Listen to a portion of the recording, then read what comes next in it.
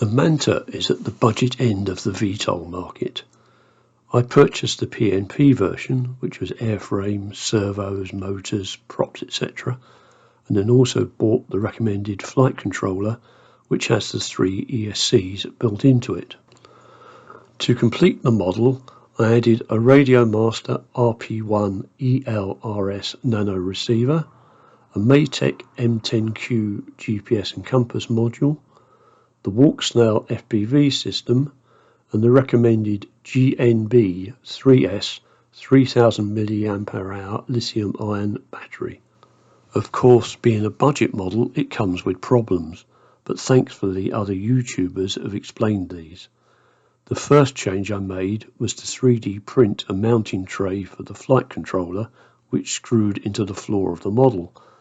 This stops the flight controller flopping about during flight and making the model uncontrollable. The next problem is that the model is designed to mount the GPS module right beside the hatch magnets, and they stop the compass from working properly. So I 3D printed a bracket to mount the GPS and compass module midway between the magnets and the rear motor. While looking at this area of the model, you can also see the receiver dipole antenna. One half of it sticks above the wing, the other half goes through a hole and sticks out underneath. And on the tail, you can see two 15-gram lead weights held on by an M2 screw so that they won't fall off.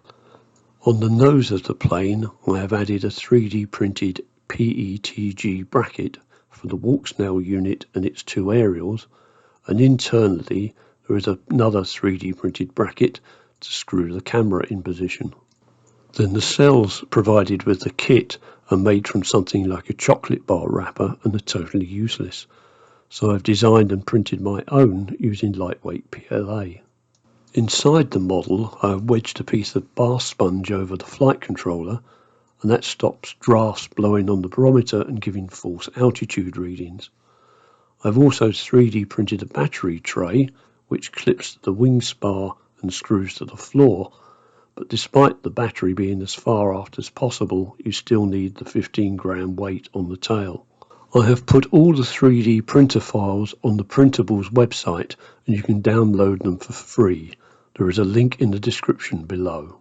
I am using my Radiomaster pocket transmitter for this model. There is an arm-disarm switch, a return to home button, which in an emergency should fly the model back to a point above the far side of our runway, a mode switch to select VTOL, transition or normal fixed-wing flight modes. Another switch lets you tune the gyro with the auto level and auto tune modes.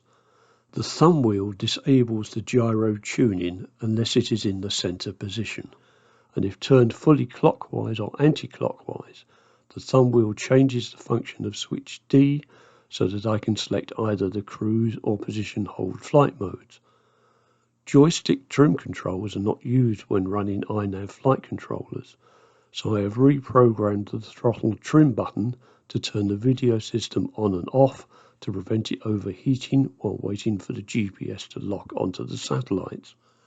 Finally, I have programmed the transmitter so that the model cannot be disarmed or have the video system turned off if the throttle is not fully closed. Hopefully that should be a good safety feature. Here is a demonstration of the flight controls. Yaw is achieved by tipping one motor slightly forward and the other slightly back, which will cause the model to rotate around its axis. Transition mode tips the props about 45 degrees to accelerate the model, and then you go full down on the propellers for normal flight mode. Flight controls are now done by normal elevons on the rear of the wings. This is back to transition mode, and then finally back to vertical takeoff and land mode. Before the flight, I will explain what I can see in my goggles. You can ignore the runway 410 feet and Manta at the top left, that's irrelevant. Top center is the compass, showing the model is pointing due south, and the little green arrow is telling me I'd need to turn left to get back to the flight bench where the model was first switched on. 16 is the number of satellites that the GPS has locked onto. 76 is the RSSI signal strength being received. And acro tells me that I'm in the most manoeuvrable flight mode that the flight controller can give me. Below that, the altitude of the model is 73 feet and it's currently descending at 4.7 feet per second. Underneath that, at the bottom right, telling me I'm 1 minute 6 seconds into the flight, and then the mode is showing me the mode switch for vertical transition or fixed wing. Currently it's in mode 1, which is fixed wing flight mode with the switch all the way forward. In the centre of the screen is the artificial horizon, showing a slight descent and a minute bank to the left. And above that, the arrow and the 0.73 is the miles per hour and the direction of the crosswind as calculated by the flight controller. To the left of the artificial horizon, it's 44 miles per hour, that's the current ground speed of the model, and underneath that it's telling me that I'm using 65% throttle at that point in the flight. Down the bottom left, 9.28 amps is the current being drawn by the motors at that point in the flight, and it's currently used 208 milliampere hours out of the battery. The battery voltage is 10.9 volts, and there's 92% capacity left. So here we go for my first ever flight with a tilt rotor craft. Currently it's shown as being disarmed and it's waited about 2 minutes. There we go, it's now armed. It says safe home, which is positioned on the other side of the runway, 118 feet away. Taking off in vertical mode, climbing out 50 feet, 100 feet, and they're going to turn and point the thing down the runway, get ready for a transition.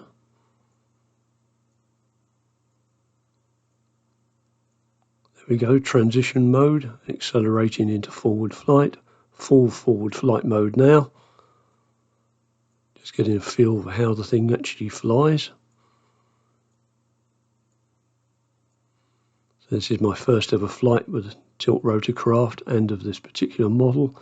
So not going to do anything drastic, just fly it around for a couple of minutes, get a feel for how it all works. We do the tuning, etc. on later flights.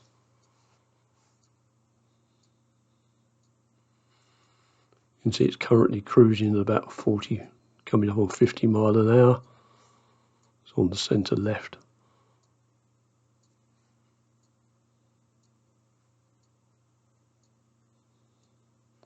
It's amazing how fast it gets from one end of the field to the other at this sort of speed.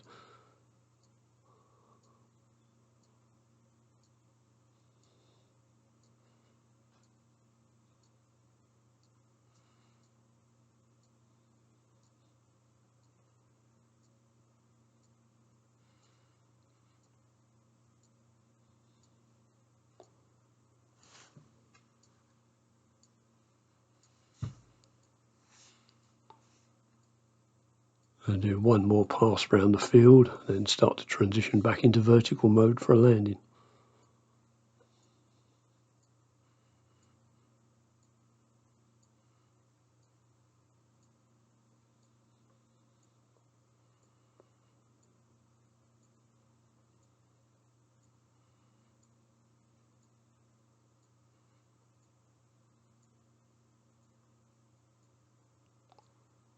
So now I've got the thing lined up back down the field. 100 feet roughly, switch into transition and then back into vertical mode, get it stabilised. You may have noticed that the current down the bottom left there jumped to nearly 27 amps as I was getting it back under control in the hover. Reversing up to spot the drone mat for a landing. And move slightly to the right, follow the taxiway round back to the mat. You also see that most of the club members were watching this flight to see how it went.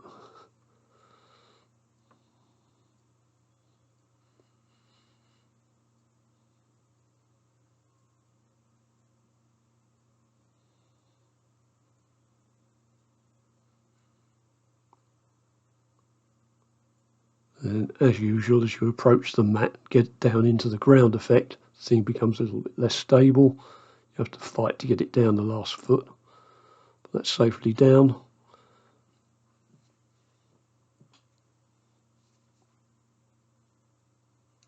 And once you go to disarmed, it gives you the statistics for the flight.